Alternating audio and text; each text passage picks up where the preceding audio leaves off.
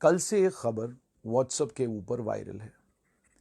खबर में ये कहा जा रहा है कि जम्मू कश्मीर अपनी पार्टी के नेता सैयद अल्ताफ बुखारी को 1 जून को ओथ दिलाई जाएगी। एडवाइजरी काउंसिल भी बनाई जा रही है और भी बहुत सारी बातें करी जा रही हैं। मेरे पास भी वो व्हाट्सएप फॉरवर्ड हैं सारे के सारे, और इन व्हाट्सएप फॉरवर्डों की सबसे ख़ास बात यह है कि इनमें काबीना भी, इनमें कैबिनेट भी तय कर दी जाती है। कैबिनेट तय करने के साथ साथ में तमाम लोगों का ये भी तय कर दिया जाता है कि कौन किसके पास कौन सा विभाग रहेगा। ये भी जो है सब कुछ तय हो जाता है। Advisory committee in J&K to be formed, top government sources. अब ये टॉप गवर्नमेंट सोर्सेज कौन से हैं, मेरी समझ से बाहर है। कोई असंवैधानिक काम यानी अनकॉन्स्टिट्यूशनल कोई भी काम सेंट्रल गवर्नमेंट करेगी, इसकी पॉसिबिलिटी बड़ी कम है। लेकिन तब भी कोई टॉप गवर्नमेंट सोर्सेज हैं जो व्हाट्सएप पे फॉरवर्ड कर रहे हैं कि जम्मू कश्मीर में एडवाइजरी कमेटी बनने जा रही है, और उस एडवाइजरी कमेटी में अल्ताफ बुखारी पार्टी के नेता हैं, उस्मान मजीद जो पहले कांग्रेस में थे और उसके बाद अब जम्मू कश्मीर अपनी पार्टी में हैं, विजय बकाया नेशनल कॉन्फ्रेंस की तरफ से एक लंबे चौड़े समय तक MLC रहे हैं, पूर्व चीफ सेक्रेटरी भी हैं, उनका नाम भी है, जुल्फिकार चौधरी जो फूड सप्लाईज के मंत्री रहे, पीपल्स डेमोक्रेटिक पार्टी के नेता, महबूबा मुफ्ती के करीबी माने जाते हैं। अभी तक पार्टी से ऑफिशियली बाहर आने के बाद वो भी उस खेमे में हैं जिस खेमे में अल्ताफ बुखारी हैं। सुनील शर्मा ये 2 जून को ओथ लेंगे। ये खबर जब आई तो बहुत सारे लोगों ने पूछा कि ये ओथ कब तक होनी है, किस तरीके से होगी, क्या होगा। पहली बात तो ये एक कानून की तरफ इशारा किया जा रहा है। उस कानून के बारे में ये कहा जा रहा है जी कि इस कानून के मुताबिक यहां का चीफ मिनिस्टर जो है वो प्रेसिडेंट नियुक्त करेगा। लेकिन उस कानून को पढ़ने वाले और उस कानून वोट करने वाले वो तमाम लोग शायद पार्ट 4 जो यूनियन टेरिटरीज एक्ट 1963 में है उसकी तरफ इशारा कर रहे हैं। जिन यूनियन टेरिटरीज में लेजिस्लेचर होता है, यानी जिन यूनियन टेरिटरीज में लेजिस्लेटिव असेंबली होती है, उन यूनियन टेरिटरीज में जब तक चुनाव न हो तब तक ना तो इंटरिम चीफ मिनिस्टर का कोई प्रावधान है, ना ही इंटरिम चीफ मिनिस्टर की कोई काउंसिल ऑफ मिनिस्टर हो सकती है, और ना ही कोई सरकार बन सकती है। काउंसिल ऑफ मिनिस्टर्स, और मैं बिल्कुल वही कानून जिसका फोटोशॉट पार्ट 4 यूनियन टेरिटरीज एक्ट का। अब ये भी जरा सुनिए, ध्यान से सुनिएगा कि जो यूनियन टेरिटरीज एक्ट 1963 है, जिसका वो फोटोशॉट the government of union territories act 1963 है, वो जम्मू कश्मीर पर लागू नहीं होता, क्योंकि जम्मू कश्मीर एक का अपना कानून है जिस कानून का नाम है Jammu Kashmir reorganisation act 2019, the Jammu and Kashmir reorganisation act 2019। उसके प्रावधान बिल्कुल क्लियर हैं। उसमें यह कह दिया गया है कि जम्मू कश्मीर की एक लेजिस्लेटिव असेंबली होगी और उस लेजिस्लेटिव असेंबली का बाज़ाब्ता चुनाव होगा, और चुनाव होने के बाद एक काउंसिल ऑफ मिनिस्टर्स बनेगी, एक मुख्यमंत्री होगा और एक एडमिनिस्ट्रेटर होगा। जम्मू कश्मीर का बाज़ाब्ता है, there shall be an administrator appointed. Administrator को अपॉइंट करा जाएगा, चीफ मिनिस्टर को इलेक्ट किया जाता है। अपॉइंटमेंट में और इलेक्शन में मुख्यमंत्री को इलेक्ट किया जाता है, अपॉइंट नहीं किया जाता है।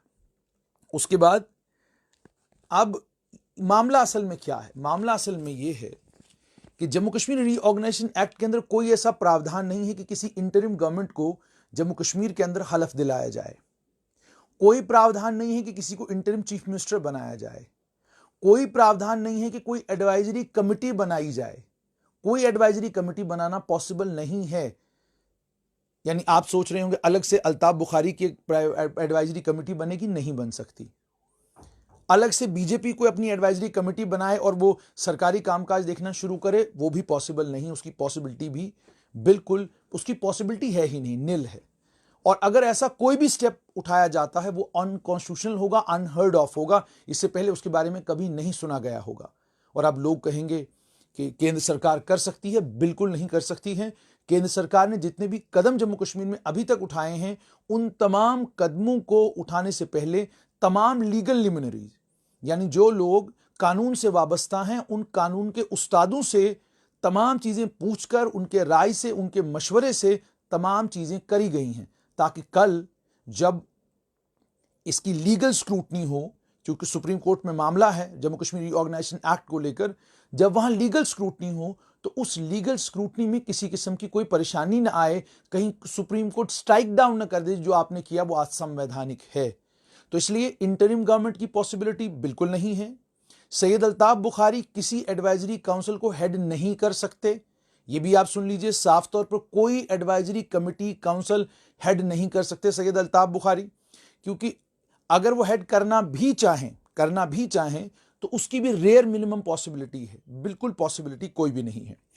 अच्छा, उसके बाद एक और चीज कि फला लोग जो है वो हलफ उठाएंगे, एडवाइजर्स का कोई हलफ नहीं होता।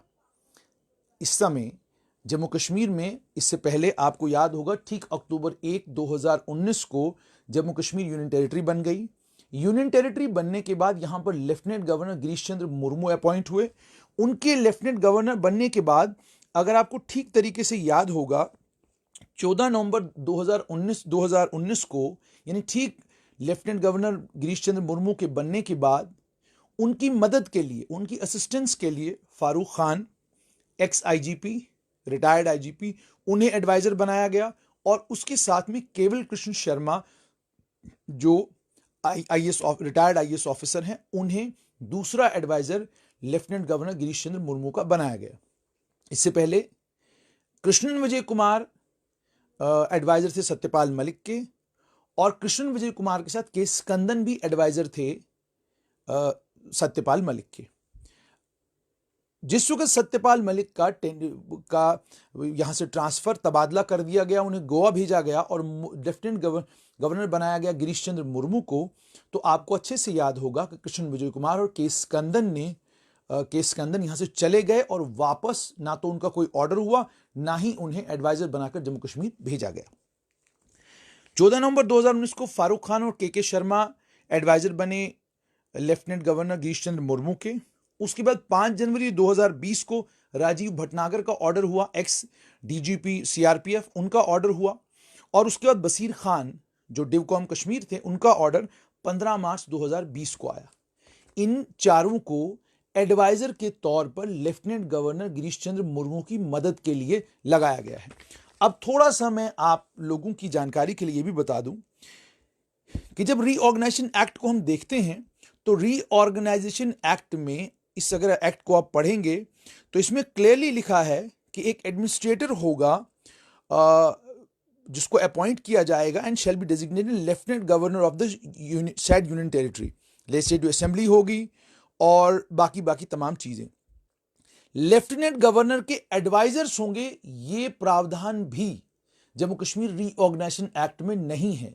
यानी इंस्टीट्यूशनली अगर देखा जाए, यानी अगर आप कहें कि एडवाइजर का कोई अपना इंस्टीट्यूशन है जम्मू कश्मीर में, ओथ किसी इंस्टीट्यूशन को हेड करने के लिए होती है। मिसाल के तौर पे हाईकोर्ट का जब चीफ जस्टिस अपॉइंट किया जाता है तो उसकी ओथ होती है, क्योंकि हाईकोर्ट एक इंस्टीट्यूशन है। गवर्नर के ऑफिस में जब किसी को अपॉइंट किया जाता है, वो एक इंस्टीट्यूशन है, उसके लिए ओथ होगी। लेकिन एडवाइजर का कोई इंस्टीट्यूशन नहीं होता, उसका सिर्फ और सिर्फ एडवाइजरी का रोल होता है। एडवाइजरी रोल से ज्यादा उसका कोई रोल नहीं होता। और गवर्नर्स, जब भी लेफ्टिनेंट गवर्नर का शासन हो, प्रेसिडेंट रूल हो, उसमें ताकतवर तमाम के तमाम ब्यूरोक्रेट्स होते हैं। तमाम इख्तियार, transfer, promotion, posting, administrative decisions, ये तमाम के तमाम इख्तियार जो हैं, ये इख्तियार होते हैं आईएएस ऑफिसर्स के पास, ब्यूरोक्रेट्स के पास। ठीक है जी। अब एडवाइजर्स का क्या रोल है? एडवाइजर्स को पावर्स डेलीगेट करता है लेफ्टिनेंट गवर्नर। जो लेफ्टिनेंट गवर्नर ने अपने ऑर्डर के तहत कुछ ताकतें दी हैं 4 एडवाइजर्स को। मिसाल के तौर पे राजीव भटनागर होम डिपार्टमेंट देख रहे हैं, welfare, tribal affairs, food supplies, election, हज है। बसीर खान के पास पीडीडी है, रूरल डेवलपमेंट है, रिलीफ है, कल्चर, टूरिज्म, फ्लोरिकल्चर है। के शर्मा के पास रेवेन्यू है, इंडस्ट्रीज है, स्कूल एजुकेशन और हायर एजुकेशन है। इन 4 लोगों को ये डिपार्टमेंट ओवरऑल देखरेख के लिए इनको ये डिपार्टमेंट दिए गए हैं। यानी इन्हें आप यूं मान लीजिए मंत्री हैं, मगर एग्जीक्यूटिव पावर्स इनके पास नहीं है। एग्जीक्यूटिव पावर का मतलब ये हो गया कि कोई बड़ा फैसला करना है, उस बड़े फैसले को एडवाइजरी काउंसिल जो है लेफ्टिनेंट गवर्नर को एडवाइस करती है, जिस एडवाइस की बुनियाद पर नीचे जो काम करने वाले ब्यूरोक्रेट्स हैं उस एडवाइस की बुनियाद पर वो काम करते हैं। ये एडवाइजरी का रोल इनका है। अब ये जो एडवाइजर अपॉइंट किए गए हैं, अब ये जो सैयद अल्ताफ बुखारी को लेकर एक अफवाह उड़ी है कि उन्हें जो है स्टेट एडवाइजरी कमेटी बनने जा रही है। देखिए, संवैधानिक तौर पर जम्मू कश्मीर रीऑर्गेनाइजेशन एक्ट को अगर ध्यान में रखा जाए तो कोई पॉसिबिलिटी इस समय इंटरिम गवर्नमेंट की नहीं है। डीलिमिटेशन कमीशन ने जम्मू कश्मीर में काम करना शुरू कर दिया है। डीलिमिटेशन कमीशन की रिपोर्ट मार्च 2022 तक आने की संभावना है। मार्च 2022 में डीलिमिटेशन कमीशन की रिपोर्ट जब आएगी, कॉन्स्टिट्यूंसीज डीलिमिट होंगी, उसके बाद जाकर जम्मू कश्मीर में चुनाव होंगे और चुनावों के बाद जाकर मुख्यमंत्री अपॉइंट होगा। उससे पहले डीलिमिटेशन का प्रोसेस जब शुरू हो चुका है, केंद्र सरकार किसी को भी जम्मू कश्मीर में किसी भी राजनीतिक दल को सरकार हाथ में दे दे कि आइए आप जो ये लीजिए सरकार आपके हाथ में, अब आप जो है सरकार चलाइए, ऐसा पॉसिबिलिटी नहीं है। क्योंकि कॉन्स्टिट्यूशन में कोई ऐसी मिसाल ना तो पास से मिलती है और ना ही इस वक्त कोई ऐसी मिसाल है जिसमें अब ये बहुत सारे लोग आप में से लिखेंगे ये जम्मू कश्मीर है, कुछ भी हो सकता है। ऐसा बिल्कुल नहीं हो सकता है। जम्मू कश्मीर रीऑर्गेनाइजेशन एक्ट, इसको ऑलरेडी सुप्रीम कोर्ट में चैलेंज किया गया है। उसके अलावा कोई भी सरकार जो सेंटर में है, इस वक्त भारतीय जनता पार्टी की सरकार है, वो भी कोई ऐसा अनकॉन्स्टिट्यूशनल कदम नहीं उठाएंगे जिसका ना तो प्रेसिडेंस कोई पास से मिलता हो और जिसके लिए कोई भी प्रोविजन कॉन्स्टिट्यूशन के अंदर नहीं है कि आप किसी इंटरिम गवर्नमेंट को अपॉइंट कर सकते हैं, नहीं कर सकते हैं। ठीक है। उसके बाद किसी भी गवर्नमेंट को अपॉइंट करने के लिए आपका लेजिस्लेचर होना बहुत ज्यादा जरूरी है। तो लेजिस्लेटिव असेंबली के लिए अभी चुनाव हुए ही नहीं है, लेजिस्लेटिव असेंबली में मेंबर्स हैं ही नहीं। तो अगर चुनाव नहीं हुए, काउंसिल ऑफ मिनिस्टर्स किसको आंसरेबल होगी? अक्सर काउंसिल ऑफ मिनिस्टर्स हो, चीफ मिनिस्टर हो, they are answerable to the state legislature. State legislature जो है it is answerable to the people of Jammu and Kashmir. और चीफ मिनिस्टर जो है उसे जो भी कामकाज करना है, ठीक है, उस कामकाज के लिए कोई संवैधानिक, कोई कॉन्स्टिट्यूशनल प्रोविजन होना बहुत ज्यादा जरूरी है। क्योंकि कोई कॉन्स्टिट्यूशनल प्रोविजन नहीं है, इसलिए इस अफवाह को अगर आप सुन भी रहे हैं तो इसे अफवाह समझकर भूलने का काम करें। अब क्या हो सकता है वो मैं आपको बताता हूं। हो यह सकता है जो भारतीय जनता पार्टी की डिमांड भी है, जो अन्य राजनीतिक दलों की डिमांड भी है कि जी आपने ब्यूरोक्रेट्स को एडवाइजर बनाया हुआ है लेफ्टिनेंट गवर्नर गिरीश चंद्र मुर्मू का, जिसके चलते लोग कट गए हैं एडमिनिस्ट्रेटिव सेटअप के साथ। लोगों का जो लाइजन होना चाहिए था वो लाइजन नहीं रहा है। इसके चलते ये पार्टियां लगातार प्रेशर बिल्ड कर रही हैं केंद्र पर कि आप कुछ राजनीतिक लोगों को मौका दें कि वो राजनीतिक लोग एडवाइजर बने लेफ्टिनेंट गवर्नर के। उनके एडवाइजर बनने से यह होगा कि लोगों के साथ उनका एक राब्ता बनेगा, लोगों के साथ उनका एक कॉन्टैक्ट एस्टैब्लिश होगा और वो लोकतांत्रिक व्यवस्था की दोबारा से लोकतांत्रिक व्यवस्था को जम्मू कश्मीर में रिजरेक्ट करने की तरफ एक पहला कदम बन सकता है। तो क्या मतलब? इसका मतलब ये कि जो 4 एडवाइजर इस समय हैं, तो इन 4 एडवाइजरों के अलावा 4 और एडवाइजर अपॉइंट किए जा सकते हैं। ठीक है जी, उन्हें कोई ओथ लेने की जरूरत नहीं होगी। एक ऑर्डर इशू होगा होम मिनिस्ट्री से, उस ऑर्डर के तहत इन चारों एडवाइजरों को लेफ्टिनेंट गवर्नर के साथ ज्वाइन करना होगा और कामकाज शुरू कर देना होगा। ठीक है जी। अब वो 4 एडवाइजर कौन होंगे? वो 4 एडवाइजर सैयद अल्ताफ बुखारी हो सकते हैं, बीजेपी के सुनील शर्मा भी हो सकते हैं, रविंदर रैना हो सकते हैं, सुनील सेठी हो सकते हैं, कोई भी हो सकता है जिसे भी सरकार चाहे उसे एडवाइजर बना सकती है। लेकिन सैयद अल्ताफ बुखारी की कोई अपनी स्टेट एडवाइजरी कमेटी होगी, वो उनकी पार्टी की हो सकती है, लेकिन सरकारी व्यवस्था में किसी भी नई कमेटी को बनाने का कोई प्रावधान नहीं है। आप सिर्फ और सिर्फ लेफ्टिनेंट गवर्नर गिरीश चंद्र मुर्मू के एडवाइजर बन सकते हैं। इसके अलावा कोई भी कॉन्स्टिट्यूशनल प्रोविजन नहीं है किसी भी तरीके से सैयद अल्ताफ बुखारी को एम्पावर करने का। इतिहास की तरफ अगर नजर दौड़ाएं तो सरकारें गिराकर सरकारें बनाई गई हैं, लेकिन कोई ऐसा प्रोविजन, कोई ऐसा प्रावधान इतिहास से नहीं मिलता कि एक सरकार को सीधा सीधा अपॉइंट किया गया बिना किसी इलेक्शन के, बिना किसी चुनाव के, और वो भी तब जब डीलिमिटेशन कमीशन अपना काम शुरू करने वाला था, या डीलिमिटेशन कमीशन की नोटिफिकेशन इशू हो चुकी थी, मेंबर्स अपॉइंट हो चुके थे और कामकाज डीलिमिटेशन कमीशन ने शुरू कर दिया था। जब तक कॉन्स्टिट्यूंसीज को डीलिमिट नहीं किया जाता, 90 कॉन्स्टिट्यूंसीज नहीं बनती, तब तक जम्मू कश्मीर में ना तो चुनाव हो सकता है, ना किसी इंटरिम गवर्नमेंट की कोई पॉसिबिलिटी है। हां, इंटरिम गवर्नमेंट की मिसालें पाकिस्तान से जरूर मिलती हैं, क्योंकि पाकिस्तान में सरकारें आमी तय करती है किसकी बनेगी, किसकी गिरेगी, कब बनानी है, कब गिरानी है। ठीक है जी। हमारे लोकतांत्रिक ढांचे में इसकी पॉसिबिलिटीज बड़ी कम है, बड़ी रेयर है। एडमिनिस्ट्रेटर अपॉइंट करना था, वो already lieutenant governor Girish Chandra Murmu को एडमिनिस्ट्रेट लेफ्टिनेंट गवर्नर अपॉइंट कर दिया गया। He is the administrator of Jammu and Kashmir. Lieutenant governor Girish Chandra Murmu को रिप्लेस किया जाएगा, इसकी पॉसिबिलिटी रेयर मिनिमम है, हो ही नहीं सकता, पॉसिबिलिटी ही नहीं है। ठीक है जी। उसके बाद लेकिन अब अगर ऐसा किया जाता है तो होगा क्या? होगा ये कि 14 नवंबर 2019 को फारूक खान ने ज्वाइन किया, क्या उन्हें ठीक 6-7 महीने के बाद रिप्लेस किया जाएगा? राजीव भटनागर जो 5 जनवरी को आए हैं, क्या 3-4 महीने के अंदर अंदर उनको रिप्लेस किया जाएगा? बसीर खान जिन्होंने अभी मार्च में ज्वाइन करा है, 1 महीने के अंदर अंदर उनके ऊपर रेफरेंडम दे देना कि जी इन्हें ये काम ही ठीक तरीके से नहीं कर रहे, इनका लोगों के साथ संवाद ही नहीं है, क्या ये संभव है? ये भी असंभव है, मुश्किल है, नहीं किया जा सकता है। केंद्र सरकार चाहे तो कर सकती है, चारों एडवाइजर्स को तब्दील कर सकती हैं, मगर चारों एडवाइजर्स के पास ये एक बात कहने को है कि हमें अभी काम करते हुए 6 महीने से ज्यादा का समय, 6-7 महीने से ज्यादा, 7 महीने के अंदर अंदर हमारी एबिलिटी, हमारे लोगों के साथ कांटेक्ट को जज करना और इस कांटेक्ट को लेकर जजमेंट दे देना गलत होगा। मुझे लगता है कि ये कुछ अच्छा, अगर ये है तो दूसरी तरफ एक और चीज कि 4 और एडवाइजर अपॉइंट किए जा सकते हैं, मगर क्या 8 एडवाइजरों की इतनी बड़ी एडवाइजरी काउंसिल को lieutenant governor Girish Chandra Murmu accept करेंगे?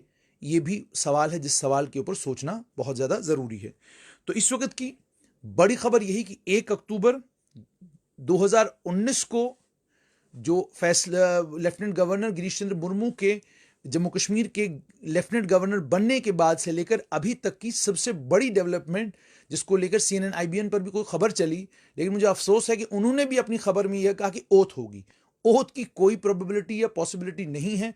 कोई पॉसिबिलिटी कहीं से कोई निकाल लाए या कोई मतलब मेरी समझ से तो बाहर है। मैं आपको पूरे वो फैक्ट्स एंड फिगर्स बता रहा हूं। आप आज जम्मू कश्मीर रीऑर्गेनाइजेशन एक्ट को पढ़िएगा और जरा ये समझिए कि यूनियन टेरिटरीज एक्ट जो है 1963 वो जम्मू कश्मीर पर एप्लीकेबल नहीं है। हमारा अपना कानून है, हमारा अपना संवैधानिक प्रावधान है, जिसका नाम है जम्मू कश्मीर रीऑर्गेनाइजेशन एक्ट 2019, जिसके तहत 2 यूनियन टेरिटरीज बनी थी। उसी कानून में तमाम शिकें हैं कि चीफ मिनिस्टर, वहां क्लियरली है कि चीफ मिनिस्टर जो है वो बाजाब्ता इलेक्ट होगा और वो लेजिस्लेटिव असेंबली के रूट से इलेक्ट होगा।